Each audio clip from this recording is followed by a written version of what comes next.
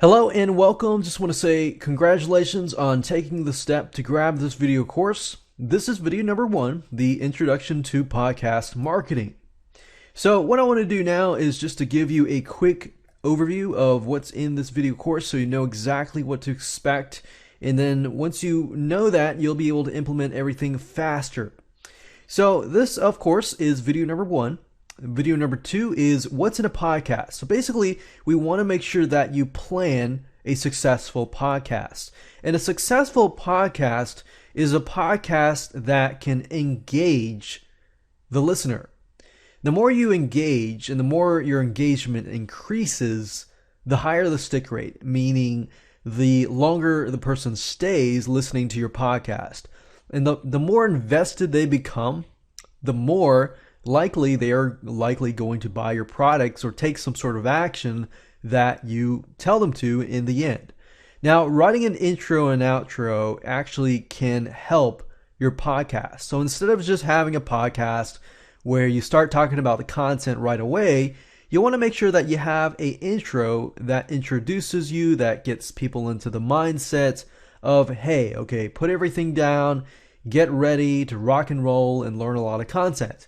And then talk about you a little bit, not really talk about you, but in the sense of, hey, so-and-so is the expert, stay tuned, blah, blah, blah. So basically introduces you to the audience and gets them all excited. And I'll talk more about that in just a minute. And then, of course, outro is the ending, the call to action. So even at the end of your podcast, you could have a specific call to action, but the outro would be more of a general thing like, hey, visit my site, share it with your friends, and things like that. Now, don't worry, I'm going to show you exactly what to write step by step, word by word, so you can simply copy and paste this. Video number 4 is we're going to hire a voiceover artist for the intro and outro. Now, the reason why we want to do that is because subconsciously, this can actually help you. Subconsciously, if somebody else introduces you, like a professional voiceover artist introduces you, and then you jump right in, and then the outro is when they tell people to take action and so forth, that can actually help your podcast. So more on that later. Video number 5 is microphone and software editing tools. I'm going to show you exactly what microphones to use so you can have a high quality podcast, because unfortunately people do judge a book by its cover. So in this case, they are going to judge you by your audio quality. Now, if your content is really, really good, most likely people are going to stay till the end. But it's going to be hard if your quality is not good. So you want to make sure that your quality of your audio is really, really good. And that brings us to video number 6. We're going to talk about how to record your podcast, how to create soundproof environments, because environment is actually crucial to creating a good, high quality audio. Video number 7, we're going to edit your main podcast yourself. So I'm going to show you how to edit using editing tools and free software editing tools. Video number 8, podcast hosting sites and sites to use.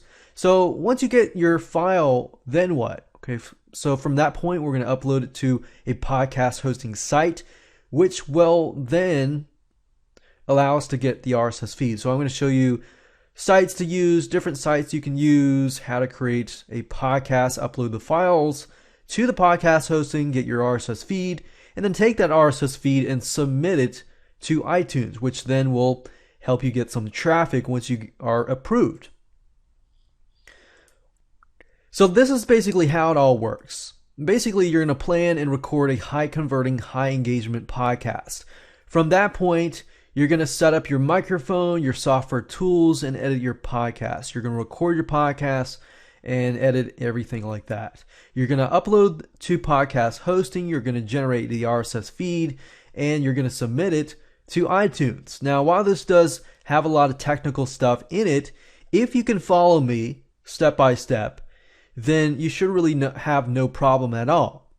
So what I recommend that you do is watch it and follow along so that you're able to actually take action while you do it.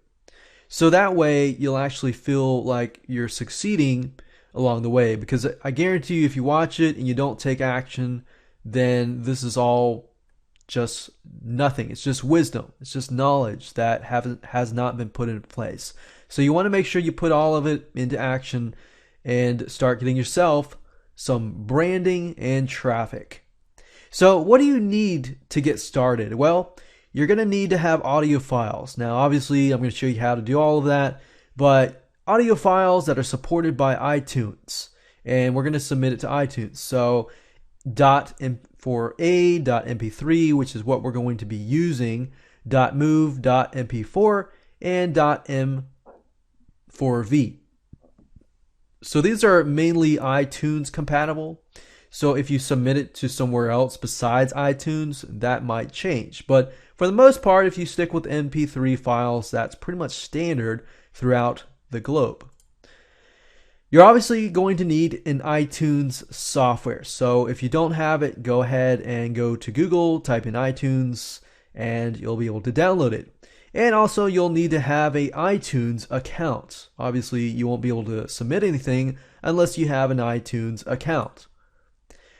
You also want to have your cover art file that is standard and recommended by iTunes, which is 1400 by 1400 pixels, JPEG, or PNG. Now, I'm not really going to show you how to create one of these art files, but you can hire somebody to create a graphic for you if you want to, or you can do it yourself. So I'm giving you the standards of what you need. But once you've gathered all of that, then you can easily just post it all to the podcast hosting site. You're also going to need some money to hire a voiceover artist. I'm going to show you exactly sites that you can go to hire voiceover artists for low costs. You're also going to need some money to get a soundtrack, and this is what helps create an environment, whether it's fun, whether it's serious, and things like that. Soundtrack, as you know, if you're watching a movie or a video, if you put some creepy sound in there, it's going to sound creepy. If you take the same clip and put something happy, then even if it is scary, it's not going to be scary. So soundtracks are important. That's part of the whole podcast blueprint. So with that said, let's go ahead and get started and jump right in to talk about how to plan your podcast in video number 2.